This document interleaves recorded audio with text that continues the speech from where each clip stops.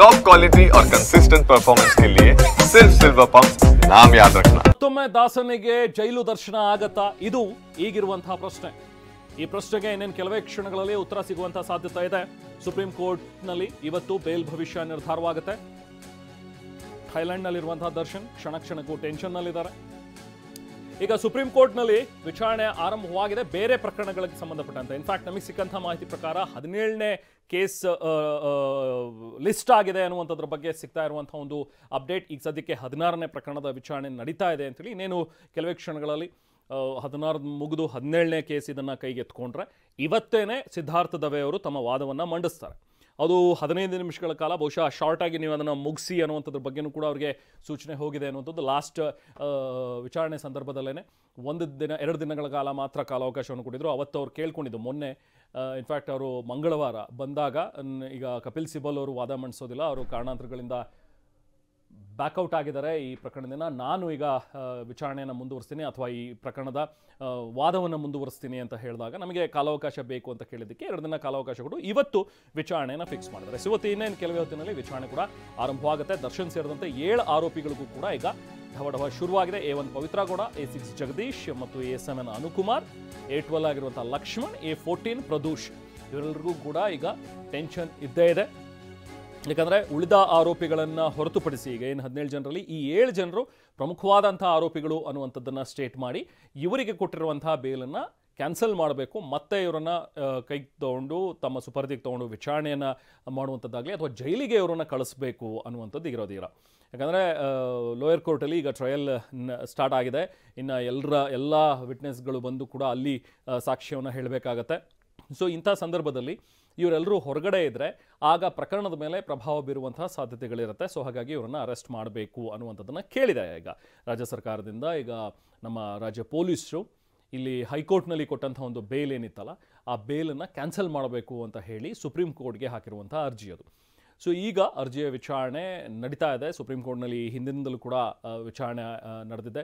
ಈಗಾಗಲೇ ವಕೀಲರು ತಮ್ಮ ವಾದವನ್ನು ಮಂಡಿಸಿದ್ದಾರೆ. ಇನ್ಫ್ಯಾಕ್ಟ್ ಸರ್ಕಾರದ ಪರವಾಗಿ ವಕೀಲರಾಗಿರುವಂಥ ಸಿದ್ಧಾರ್ಥ ಲೂಥ್ರಾ ಅವರು ಈಗಾಗಲೇ ತಮ್ಮ ವಾದವನ್ನು ಮಂಡಿಸಿ ಆಗಿದೆ. ಇನ್ನು ಹೊಸದಾಗಿ ಈಗ ಈ ಪ್ರಕರಣದಲ್ಲಿ ಬಂದಿರುವಂಥ ಸಿದ್ಧಾರ್ಥ ದವೆ ಅವರು ದರ್ಶನ್ ಪರ ವಕೀಲರು, ಅವರು ಇವತ್ತು ವಾದವನ್ನು ಮಂಡಿಸಿ ಏನಾದರೂ ಅವರ ಒಂದು ವಾದಕ್ಕೆ ಕೌಂಟರ್ ಮಾಡಬೇಕು, ಅದಕ್ಕೆ ಪ್ರತಿವಾದವನ್ನು ಮಾಡಬೇಕು ಅನ್ನುವಂಥದ್ದಿದ್ದರೆ ಆಗ ಸರ್ಕಾರಿ ವಕೀಲರಿಗೂ ಕೂಡ ಕಾಲಾವಕಾಶವನ್ನು ಕೊಡ್ತಾರೆ. ಮತ್ತು ಅವರು ಕೂಡ ತಮ್ಮ ಒಂದು ಆಕ್ಷೇಪಣೆಯನ್ನು ಇದಕ್ಕೆ ಸಲ್ಲಿಸ್ಬೋದು, ಅವರು ಕೂಡ ವಾದವನ್ನು ಮಂಡಿಸ್ಬೋದು. ಅದಾದ ನಂತರ ಸುಪ್ರೀಂ ಕೋರ್ಟ್ ಏನು ತೀರ್ಮಾನವನ್ನು ಕೈಗೊಳ್ಳುತ್ತೆ, ಏನು ತೀರ್ಪು ನೀಡುತ್ತೆ ಅನ್ನುವಂಥದ್ದು ಕುತೂಹಲ. ಆಲ್ಮೋಸ್ಟ್ ಇವತ್ತೇ ಈಗ ಈ ವಿಚಾರಣೆ ಎಲ್ಲ ಮುಗಿದು ಮಧ್ಯಾಹ್ನದಷ್ಟರಲ್ಲಿ ನಾವು ಆದೇಶವನ್ನು ಕೊಡ್ತೀವಿ ಅನ್ನುವಂಥದ್ದನ್ನು ಕೂಡ ಹೇಳೋ ಸಾಧ್ಯತೆಗಳಿರುತ್ತೆ, ಅಥವಾ ಮತ್ತೆ ರಿಸರ್ವ್ ಮಾಡುವಂಥ ಸಾಧ್ಯತೆಗಳು ಕೂಡ ಇರುತ್ತೆ. ಇದೆಲ್ಲವೂ ಕೂಡ ಸುಪ್ರೀಂ ಕೋರ್ಟ್ಗೆ ಬಿಟ್ಟಂಥ ವಿಚಾರ. ಸೊ ಸುಪ್ರೀಂ ಕೋರ್ಟ್ ಏನು ತೀರ್ಮಾನವನ್ನು ಕೈಗೊಳ್ಳುತ್ತೆ, ನ್ಯಾಯಮೂರ್ತಿಗಳು ಏನು ನಿರ್ಧಾರವನ್ನು ಪ್ರಕಟಿಸ್ತಾರೆ ಅನ್ನುವಂಥದ್ದನ್ನು ಇವತ್ತು ಇಡೀ ಕರ್ನಾಟಕದಲ್ಲಿ ದರ್ಶನ್ ಅಭಿಮಾನಿಗಳಿರಲಿ ಅಥವಾ ಬೇರೆ ಎಲ್ಲರೂ ಕೂಡ ಈಗ ಕಾತರದಿಂದ ಕಾಯ್ತಾ ಇದ್ದಾರೆ ದರ್ಶನ್ ಭವಿಷ್ಯ ಏನಾಗುತ್ತೆ ಅಂತ. ಈಗ ಸದ್ಯಕ್ಕೆ ದರ್ಶನ್ ಶೂಟಿಂಗ್ನಲ್ಲಿ ಥೈಲ್ಯಾಂಡ್ನಲ್ಲಿದ್ದಾರೆ. ಥೈಲ್ಯಾಂಡ್ನಲ್ಲಿ ನಮಗೆ ಗೊತ್ತಿರುವ ಪ್ರಕಾರ ಇವತ್ತು ಶೂಟಿಂಗ್ ಮುಗಿಸಿ ನಾಳೆ ಬರುವಂಥ ಸಾಧ್ಯತೆಗಳಿವೆ ಅನ್ನುವಂಥದ್ದನ್ನು ಹೇಳ್ತಾ ಇದ್ದಾರೆ. ಇನ್ನು ಉಳಿದಂಥ ಆರೋಪಿಗಳೆಲ್ಲರೂ ಕೂಡ ಇಲ್ಲೇ ಬೆಂಗಳೂರಿನಲ್ಲೇ ಇದ್ದಾರೆ. ಅವರು ಜ್ಯೂರಿಸ್ಡಿಕ್ಷನ್ ಬಿಟ್ಟು ಹೋಗೋ ಹಾಗಿಲ್ಲ ಅನ್ನುವಂಥದ್ರ ಬಗ್ಗೆ ಅವ್ರಿಗೂ ಕೂಡ ಆದೇಶವನ್ನು ನೀಡಿದರು. ದರ್ಶನ್ ಮಾತ್ರ ನನಗೆ ಶೂಟಿಂಗ್ ಪರ್ಮಿಷನ್ ಕೊಡಿ ಅಂಥೇಳಿ ಮೊದಲು ಮೈಸೂರಿಗೆ ಅಂತ ಪರ್ಮಿಷನ್ ತೊಗೊಂಡ್ರು. ಅದಾದ ನಂತರ ಸ್ಟೇಟ್ ಬಿಟ್ಟು ಆಚೆ ಹೋಗಬೇಕು, ಜೈಪುರಕ್ಕೆ ಹೋಗಬೇಕು, ಅಲ್ಲಿ ಶೂಟಿಂಗ್ ಇದೆ ಅಂಥೇಳಿ ಅದಕ್ಕೂ ಕೂಡ ಹೈಕೋರ್ಟ್ನಲ್ಲಿ ಪರ್ಮಿಷನ್ ಪಡೆದ್ರು. ಅದಾದ ನಂತರ ಅವರ ಪಾಸ್ಪೋರ್ಟ್ನ ಜಪ್ತಿ ಮಾಡಿಕೊಳ್ಳಲಾಗಿತ್ತು. ಅಂದರೆ ಅದನ್ನು ಸರೆಂಡರ್ ಮಾಡಬೇಕಿತ್ತು. ಯಾರೇ ಕೊಲೆ ಆರೋಪಿ ಅಂತ ಬಂದಾಗ ಮೊದಲು ಪಾಸ್ಪೋರ್ಟನ್ನು ಸರೆಂಡರ್ ಮಾಡಬೇಕಾಗುತ್ತೆ. ಅದೇ ರೀತಿ ದರ್ಶನ್ ಪಾಸ್ಪೋರ್ಟ್ ಕೂಡ ಸರೆಂಡರ್ ಆಗಿತ್ತು. ಬಟ್ ಅವ್ರು ಶೂಟಿಂಗ್ ಹೋಗಬೇಕು ಅಂತ ಹೇಳಿ ಬಂದಾಗ ಆಗ ಮತ್ತೆ ಹೈಕೋರ್ಟಿಗೆ ಒಂದು ಅರ್ಜಿಯನ್ನು ಹಾಕಿ ನಮಗೆ ಶೂಟಿಂಗ್ ಹೋಗೋದಕ್ಕೆ ಅವಕಾಶವನ್ನು ಮಾಡಿಕೊಡಿ ಅಂಥೇಳಿ ನ್ಯಾಯಾಲಯದಲ್ಲಿ ಕೇಳಿಕೊಂಡ್ರು. ಅಲ್ಲಿಗೆ ಪರ್ಮಿಷನ್ ಕೂಡ ಸಿಕ್ತು. ಸರಿ, ನೀವು ಹೋಗಿ ಬರಬಹುದು ಅಂಥೇಳಿ ಟೈಮ್ ಫ್ರೇಮ್ ಮಾಡಿ ಇಷ್ಟು ದಿನಗಳ ಕಾಲಾವಕಾಶ ಅನ್ನುವಂಥದ್ದನ್ನು ಕೊಟ್ಟಿದ್ರು. ಸೊ ಅದರಂತೆ ಈಗ ದರ್ಶನ್ ಥೈಲ್ಯಾಂಡ್ಗೆ ಹೋಗಿದ್ದಾರೆ. ಥೈಲ್ಯಾಂಡ್ನಲ್ಲಿ ಶೂಟಿಂಗ್ ಕೂಡ ಮಾಡ್ತಾ ಇದ್ದಾರೆ. ಬಟ್ ಇವತ್ತು ಸುಪ್ರೀಂ ಕೋರ್ಟ್ನಲ್ಲಿ ಏನು ತೀರ್ಮಾನ ಆಗುತ್ತೆ ಅದರಂತೆ ದರ್ಶನ್ನ ಭವಿಷ್ಯ ಕೂಡ ನಿರ್ಧಾರವಾಗುತ್ತೆ. ಮತ್ತೊಂದು ಕಡೆ A1 ಆಗಿರುವಂಥ ಈ ಪ್ರಕರಣದಲ್ಲಿ ಪವಿತ್ರ ಗೌಡ ಕೂಡ ಬೇಲ್ ಪಡೆದು ಹೊರಗಡೆ ಬಂದ ಮೇಲೆ ತಮ್ಮ ಬುಟೀಕ್ ಏನಿತ್ತು ಆ ರೆಡ್ ಕಾರ್ಪೆಟ್ ಅದನ್ನು ಮುಂದುವರಿಸ್ತಾ ಇದ್ರು, ರೀಲಾಂಚ್ ಮಾಡಿದ್ರು. ಮತ್ತು ಈಗ ರೀಸೆಂಟಾಗಿ ಮತ್ತೆ ರೀಬ್ರ್ಯಾಂಡಿಂಗನ್ನು ಮಾಡೋದು ಮತ್ತು ಅದನ್ನು ಎಕ್ಸ್ಟೆಂಡ್ ಮಾಡುವಂಥ ಒಂದು ನಿಟ್ಟಿನಲ್ಲಿ ಕೆಲವೊಂದಷ್ಟು ಬಿಸ್ನೆಸ್ ಸ್ಟ್ರಕ್ಚರ್ಗಳನ್ನು ಮಾಡ್ತಾ ಹೋದರು. ಈಗ ಸದ್ಯಕ್ಕೆ ಅವರು ತಮ್ಮ ಫ್ಯಾಮಿಲಿ ಜೊತೆಗೆ ತಮ್ಮ ಬಿಸ್ನೆಸ್ಸನ್ನು ನೋಡಿಕೊಂಡು ಪವಿತ್ರ ಗೌಡ ಈಗ ಬೆಂಗಳೂರಿನಲ್ಲಿ ಇದ್ದಾರೆ. ಇನ್ನೊಂದು ಕಡೆ ದರ್ಶನ್ ಶೂಟಿಂಗ್ ಅಂತ ಹೇಳಿ ಥೈಲ್ಯಾಂಡ್ಗೆ ಹೋಗಿದ್ದಾರೆ. ಬಟ್ ಇವತ್ತು ಸುಪ್ರೀಂ ಕೋರ್ಟ್ನಲ್ಲಿ ಏನು ಆದೇಶ ಬರುತ್ತೆ ಆಗ ಮತ್ತೆ ಇವರಿಬ್ಬರೂ ಕೂಡ ಭವಿಷ್ಯ ನಿರ್ಧಾರವಾಗುತ್ತೆ. ಒಂದು ವೇಳೆ ಸುಪ್ರೀಂ ಕೋರ್ಟ್ ಏನಾದರೂ ಹೈಕೋರ್ಟ್ ಆದೇಶವನ್ನು ರಿಜೆಕ್ಟ್ ಮಾಡಿ, ಇಲ್ಲ ಹೈಕೋರ್ಟ್ ಆದೇಶ ಕೊಟ್ಟಿರುವಂಥದ್ದು ಸರಿಯಲ್ಲ, ಬೇಲ್ ಕೊಡಬಾರ್ದು, ಇವರಿಗೆ ಬೇಲ್ ಕ್ಯಾನ್ಸಲ್ ಮಾಡಿ ಅನ್ನುವಂಥದ್ದನ್ನು ಸುಪ್ರೀಂ ಕೋರ್ಟ್ನಲ್ಲಿ ಹೇಳಿದ್ರೆ ಆಗ ಇಬ್ಬರೂ ಕೂಡ ಮತ್ತೆ ಜೈಲು ಪಾಲಾಗಬೇಕಾಗತ್ತೆ.